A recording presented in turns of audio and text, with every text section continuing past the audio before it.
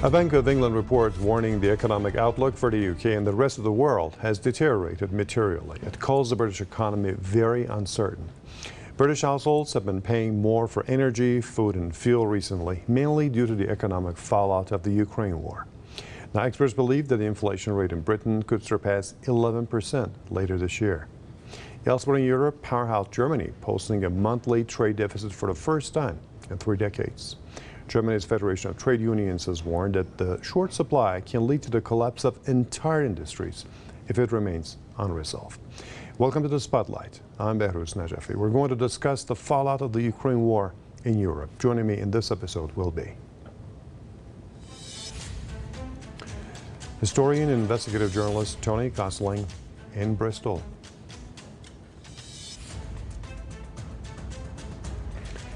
Also with us will be journalist, activist, and political analyst John Bosnitch in Belgrade. Welcome to the show, gentlemen. Now, Tony, beginning with you, to what extent has the Ukraine war contributed to rising energy prices and the cost of living crisis in Europe? Well, I can't really speak for Europe. I can certainly speak for the UK. And I'm not so sure that the Ukraine war has contributed much. What has contributed is the excessive, relentless sanctions being piled on Russia from the West. And this has made, obviously, a big difference in confidence. So as soon as you get a government saying, oh, we're not going to be trading with this part of the world, what happens is it has a knock-on effect on all your various businesses. Not just the lack of actual trade, because of course there is still trade going on between Russia and Europe in terms of the fuel, which is still going, the gas, which is still going. These are the major things. I think what's the main problem here is these new green taxes which they've been implementing at the same time. We were told here in the UK and across Europe and the United States back in the last autumn 2021, we were told there's going to be a big hike in gas prices and fuel prices, but we weren't told why. Now we know, and I would suggest that they knew that the conflict in Ukraine was going to break out way back in 2021, and that actually over Christmas what we saw here was a new green tax. I would call it a fascist green tax, a green fascist tax put onto petrol and diesel here in Britain, an extra 20 pence a litre. What happened is the oil companies raised their prices before Christmas, and when the new tax came in over Christmas, they dropped their prices so that no one would notice the new tax. This is the BPs and the Shells doing this. And so this has, I think, been the main driver of inflation. And of course, this, what it does is it really makes it much more difficult for the small and medium businesses to survive. They're having to pay more and more just to get around. So if you put, I mean, this is one basic thing of economics which doesn't seem to have got through to the British politicians or the finance journalists in London for obvious reasons, is that they don't like to upset the finance people in London, the journalists. It is that what you've done is you've increased everything. By increasing the price of fuel, you increase the price of almost everything. Goods, manufactured goods, services, food, all has to be distributed. So you're adding on to the price of that by increasing the cost of fuel. And I think that's the main driver behind this, rather than the actual Russian action. What they're trying to do, as they always do, is to blame somebody else for their own problems. I think the biggest question in all of this has got to be why these enormous sanctions have been put onto Russia because of what was actually the Russian intervention in a civil war, which the NATO countries had been fueling for many years. Victoria Nuland in the United States pouring $5 billion into starting the coup in 2014, for example. She admitted to that herself. So there was a civil war which was started over in the Ukraine, and the attempt has been to blame all of the problems which are being put onto the West, domestic populations in Europe, the United States, and here in Britain, an attempt to blame this on Russia, because they simply will not admit that what they're doing is damaging their own people. Okay. Now, John Bosnitch, I just wanted to ask you about, let's take a look at the bigger picture. Let's see how this Ukraine war has impacted Europe as a whole. Then we'll come to Britain, and then later on to Germany and others. Okay, well, I mean, we know already, and I appreciate the comments of your other guest, Tony Gosling, because he's right on the money here. Every war is an opportunity to camouflage another domestic problem. And so this is correct. It's an opportunity for the English government and for European governments to blame Russia for unsolved infrastructure problems within their own economies. And no better than to blame it now on Russia than to have to try and explain to the public that you made a mistake yourselves. So Right. that's a correct starting point. But on the longer term, what we're seeing here is that this war represents a shift in power globally. And this is the actual end of the line for the make war and take over countries approach that the United States, the so-called Anglo-American empire, has been pursuing since Britannia ruled the waves.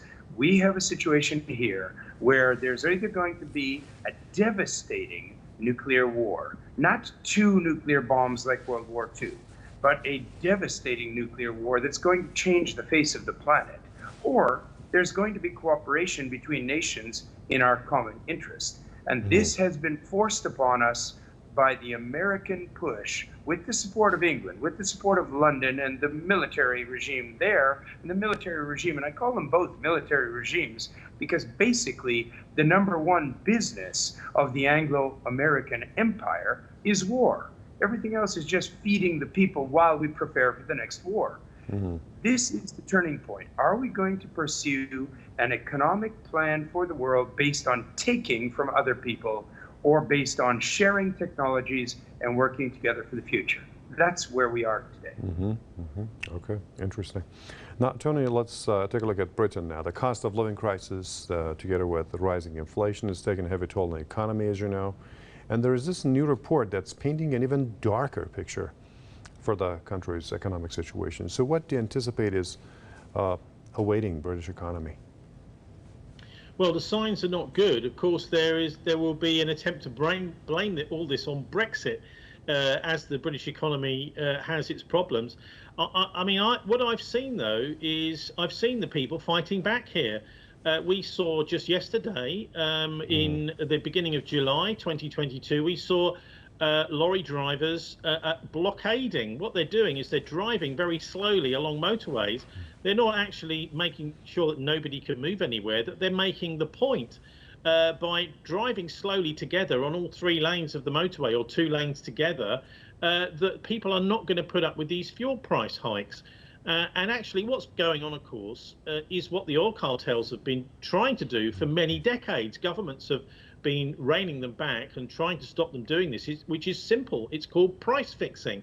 The fact is that the oil cartels have become so powerful, and actually they are some of the wealthiest businesses, or in any institutions, in some ways more wealthy than governments. They've got more money to throw around than the governments do.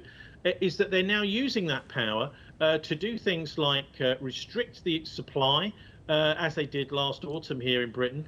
And so what's happening is there is a bit of a fight back going on from ordinary people getting together and telling the government that we know you've got a very powerful oil lobby. We are people and we are a lobby too, so listen to us.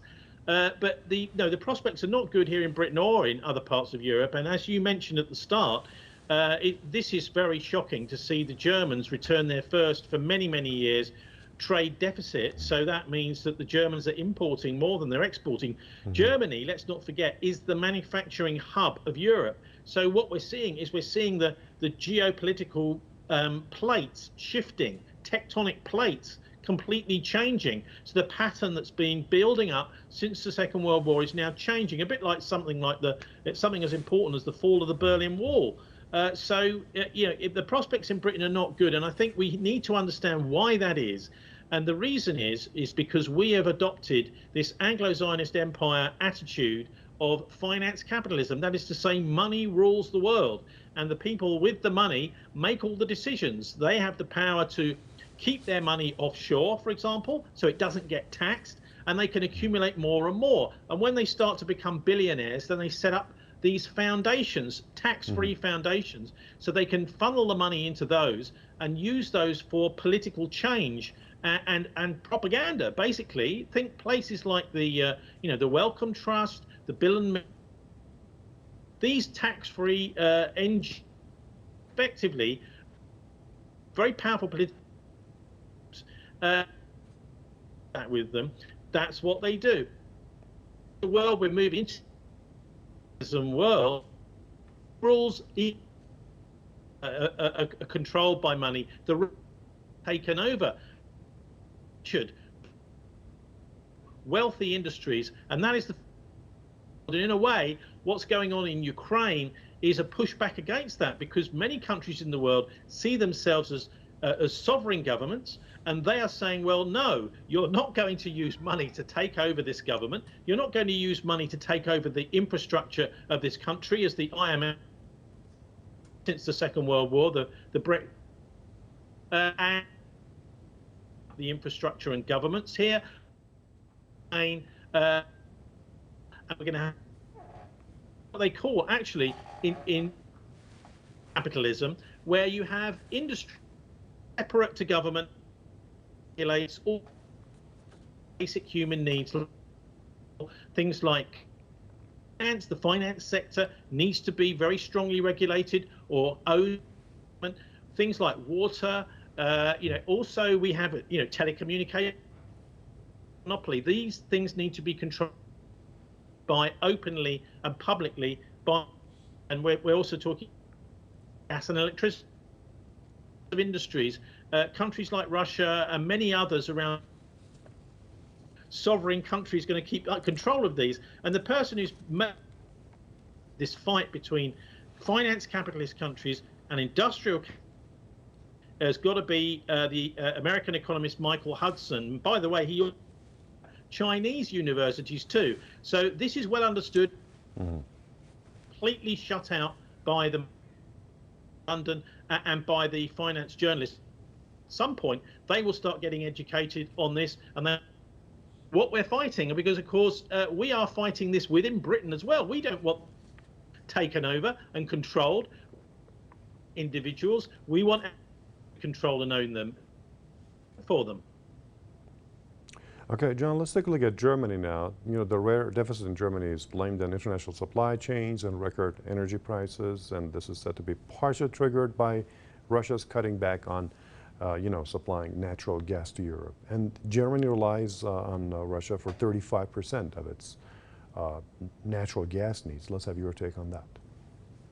Well, I think that it is in part a fuel shortage issue, but these countries have strategic reserves, and the conflict in Ukraine has not been going on long enough to deplete the strategic reserves of Germany. So we have a more complex problem here than simply a supply and demand problem. What we have here is a general refocusing of the economic center of this planet. And this has been going on for some time now, but the economic motor force of this planet has already shifted to China. It is no longer Germany. Germany is still the motor center of the economy of Europe. And when Germany shows a deficit, that means that the entire Europe is going to be going down the tubes economically shortly. So those who wish to survive will be turning to China. They will be turning to China for cheaper quality, cheaper goods with similar quality. China will be able to outproduce Germany. China has already licensed large elements of German productive capacity. Germany has sold these licenses to China, and China has factories that have supply of fuel, a steady, stable supply of fuel from Russia directly by pipeline. And this is going to be the tipping factor that's going to tip the scales away from Europe as the center of the world. And it won't be so long, our grandchildren, if not our children, will be looking at atlases of the world in which Europe is no longer the center. Europe will be on one edge, America and South America will be on the other edge, and the Eurasian landmass centering around Russia, India, and China will be at the center of every world map. This is just the start. Okay. Now, we talked about problems, gentlemen. Tony, let's now take a look at actually ways that we could actually resort to address the economic woes in Europe. Slapping sanctions on top of sanctions on Moscow, which pushes Russia to take more tit-for-tat measures. Is that the way? Well, actually, Russia has been quite good in not taking tit-for-tat measures. They have done with their diplomats over the years, but the Russians are doing everything they can. They're bending over backwards to have decent relations with the West. They have understood that there's been 15,000 people killed in the Donbass region in Ukraine, which is why they felt it necessary to intervene over the last 8 years. And that aspect of this isn't really covered at all in the Western media. So the Russians, I think, have not been just taking one measure for another. They are seeing this as something where, okay, so if the West wants to play these games, and I think actually the West, by the way, if you want to look it up, is using game theory here. That what they're doing is they're saying, let's imagine having a war game about this and who can win and who can't. And what they're doing is they're following these ideas, economic warfare and military warfare games, in order to try and beat the Russians, almost like using a chess computer or something, this kind of thing.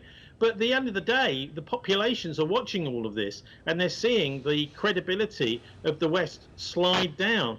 So, yeah, I think that the Russians have been much more mature, and the Chinese, in many ways, just simply taking what the West has been trying to do without big retaliation. And that's because, of course, they are winning the economic war, if you want to see it like that.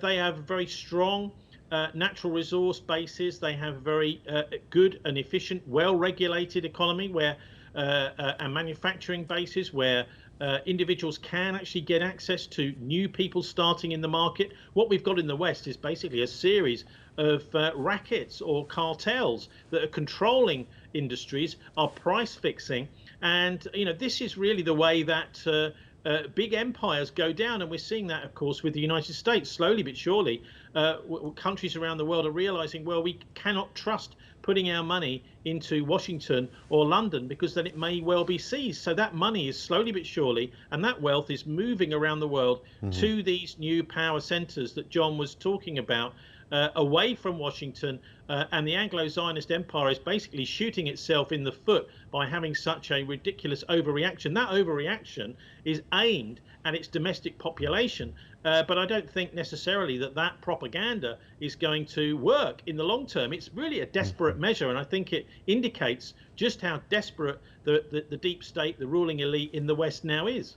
Okay, John, let me ask you a question about the U.S., and then if we have time, I'll put in a question to Tony about Europe. Now, President Biden blaming Russia for the rising fuel price in the U.S., and so far he's earmarked, $7 billion of American taxpayer money, into aiding Ukraine fight Russia. Does he intend to see an end to this bloodshed and destruction that's happening in Ukraine and loss of life on both sides, or does he have another agenda on his mind? Well,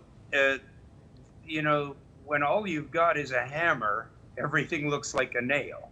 And all America has now is a military. That's what they've got to offer to the world, military intervention. So they are hoping that by stacking the cards against Russia, by dumping their latest weapons into the hands of untrained Ukrainians, many of whom do not want to fight, they think that they can defeat the Russian army when it's come to right the wrongs after 8 straight years, as Tony mentioned, 8 straight years of genocide against ethnic Russians in Ukraine. Well, they're absolutely wrong. And if the shoe were on the other foot, they would understand it. But nobody does to America what America does to the rest of the world. So they don't understand that when you're backed into a corner, when you're facing the prospect of nuclear weapons just minutes away from your capital city, when you've got the prospect of armies full of Nazis wearing World War II uniforms and swastikas at your borders, you have only one possible response, and that is to eliminate them. And that's what Russia is doing. And as Russia eliminates this forward front of the American military empire, they realize that where they are in those other countries, because of the same system that is failing America, failing the neo-Nazis in Ukraine, and failing the puppet comedian president every day in Ukraine. The Ukrainian people themselves are smarter than this, and they are going to stop it. They will probably remove Zelensky themselves. Okay, Tony, we have almost 1 minute. If you could tell me briefly, would Europe be better off by further offering military and logistical aid to Kiev to keep fighting Russia, or rather by striving to encourage and facilitate dialogue between the two belligerent sides? Well, look, of course, Europe would be far better off if we could see some sort of a peace deal in like the Minsk agreement in Ukraine. But it doesn't look as if the United States is going to allow Europe to do that, because, of course, we must understand that most of the force behind NATO is a United States force. Worth remembering, of course, that there were a couple of people involved, one specifically whose name escapes me. These are the leaders of NATO after the Second World War, who had actually been in the SS during the war, Nazi leaders taking over as NATO leaders. So, of course, the Russians realize exactly who they're dealing with. But when it comes to what Europe should do, yes, of course, there should be a peace agreement.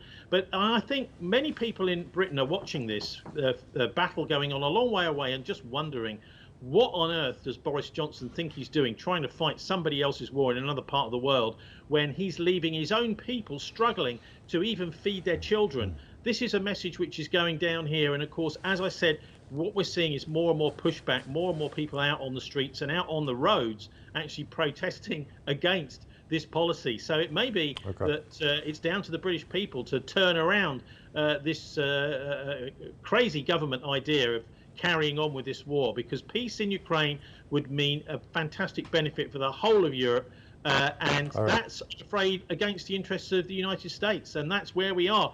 Europeans need to really grow a pair and really start to stand up to the United States. We do not want, and we refuse to have, a US war on European soil. Thank you very much, and we're not going to put up with that. Okay, and that's all the time we have.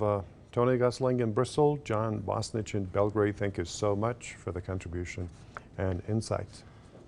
And thank you for watching this episode of Spotlight with me, your host, Behruz Najafin. I'll see you next time.